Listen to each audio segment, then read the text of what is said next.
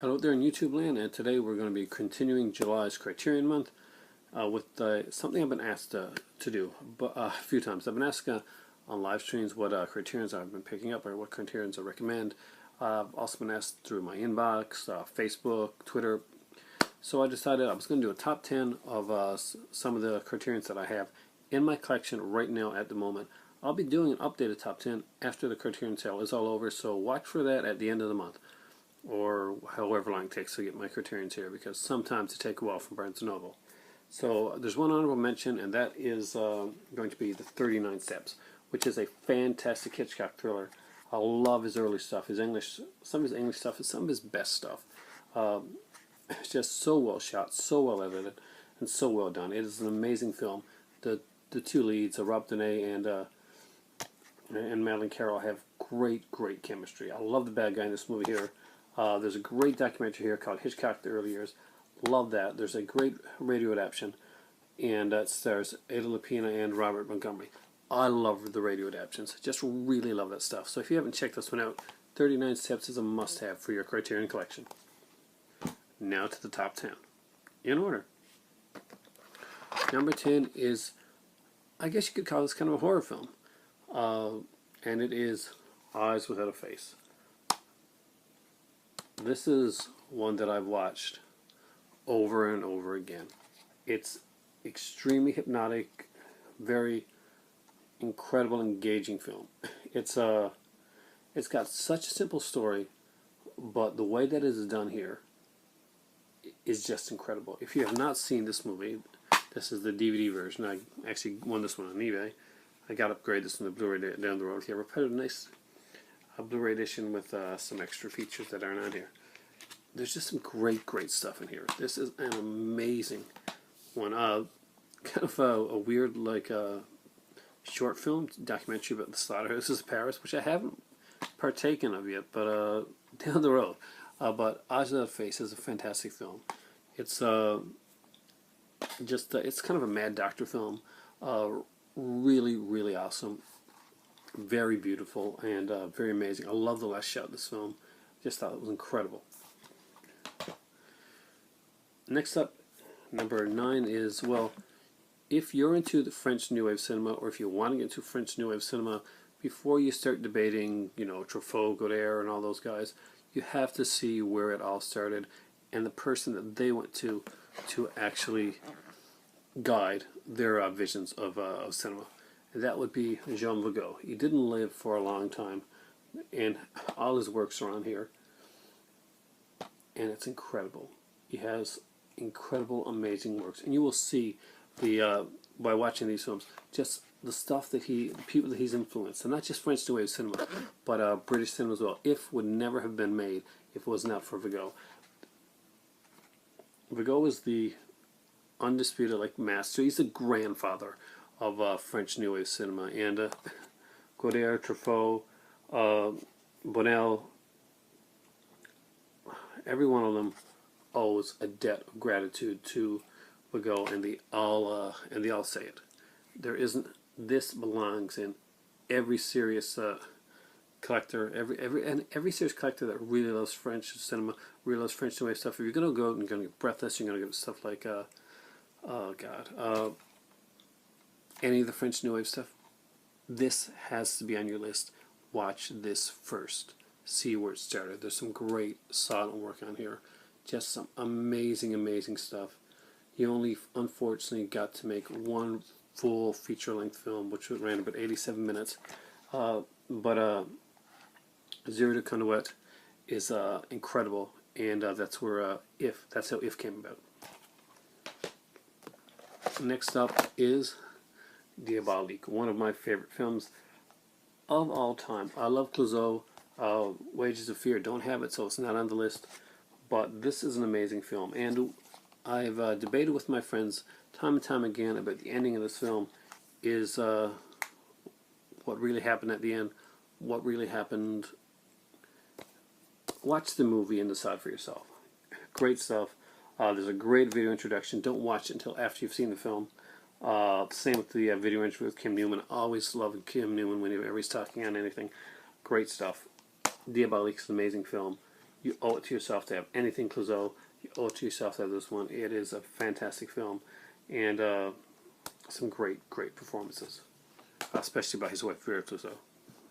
She unfortunately passed away early. Next up is Blowout, one of my all-time favorites. As you all know, I'm a huge Brian De Palma fan, and this is one of his best. Blowout is an amazing film. Not only that, it has a second film on it. His feature Murder a la Mode, which is really cool. It's got William Finley in it. Some of them will be in a lot of Brian De Palma films. The opening shot of this is incredible. The ending is heartbreaking. It is an amazing film. Travolta would never be any better than he is right here. And yes, that includes movies like Pulp Fiction, stuff like that. This is him at his absolute peak. No doubt about it. No discussion. This is the best that Travolta has ever done. And if you watch this movie and you've seen this movie, look at the cover and see how much it means. Next up is one of my favorite comedies on that they ever put out, and that is To Be or Not to Be. One of the most important films that Ernest Lubitsch did. Jack Benny, and unfortunately Carole Lombard's final film. If you haven't seen this film is so smart, so well done, so extremely well edited. You just have to see this. I'm serious. This is an incredible film. I don't want to give too much away, but it's much smarter than the average comedy. If you don't have it in your collection, get it there. It's really seriously belongs to it. Next up is another Hitchcock film that actually made it on the list. That is The Man Who Knew Too Much. This is, of course, the original version, not the commercialized version that would come out with Jimmy Stewart and Doris Day. But that's a cute film and all, but it's Hollywood through and through. This one here has a much tighter story, better acting. Of course, it's got the great Peter Lorre in here. We have some amazing actors in this one. This one is so well edited. It is so tight, and just not a shot is wasted. If you want to see filmmaking at its best, if you want to see really raw, really real Hitchcock, look at this film here. Look at the way that he actually, not just the way that he shot the film, but the way that that it sweeps along in the from frame to frame, and just the depth that he gives the characters in such a short time, especially the female characters. Even though they're not on the screen for a long period of time, they're very strong characters. And that is incredible, especially considering this movie was done back in 1934. And when this movie would be remade, the female lead character in that one, beautiful, but vapid. Next up is my favorite Fellini film, and Fellini's most personal film that he ever made, Amarcord. But that's like saying, every Fellini film is pretty personal for Fellini, isn't it? This is one that takes him back to his home and to his childhood. It's just such a rich tapestry of characters. Just an amazing film. You can totally get immersed in this world. Such incredible stuff. Love this film. And this is probably one of the most beautiful packagings that I have seen for any of their selections. We're into the top three.